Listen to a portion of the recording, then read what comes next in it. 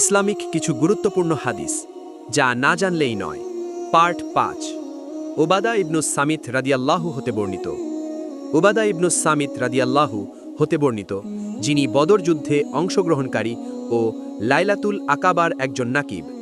উবাদা ইবনুস সামিত রাদিয়াল্লাহু বর্ণনা করেন, আল্লাহর রসুল সাল্লাল্লাহু আলাইহি ওয়াসাল্লাম এর পাশে একজন সাহাবাদীর উপস্থিতিতে তিনি বলেন, তোমরা আমার নিকট এই মর্মে বায়াত গ্রহণ করো যে আল্লাহর সঙ্গে কোনো কিছুকে অংশীদার সাব্যস্ত করবে না, চুরি করবে না, ব্যভিচার করবে না, তোমাদের সন্তানদের হত্যা করবে না, কারো প্রতি মিথ্যা অপবাদ আরোপ করবে না এবং সৎ কাজে নাফরমানি করবে না। তোমাদের মধ্যে যে তা পূর্ণ করবে তার পুরস্কার আল্লাহর নিকট রয়েছে।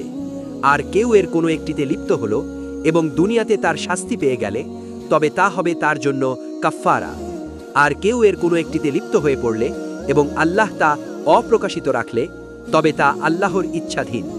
তিনি যদি চান তাকে মার্জনা করবেন, আর যদি চান তাকে শাস্তি প্রদান করবেন। আমরা এর উপর বায়াত গ্রহণ করলাম। আবু সাঈদ খুদরি রাদিয়াল্লাহু হতে বর্ণিত, তিনি বলেন, আল্লাহর রাসূল সাল্লাল্লাহু আলাইহি ওয়াসাল্লাম বলেছেন, সেদিন দূরে নয় যখন মুসলিমের উত্তম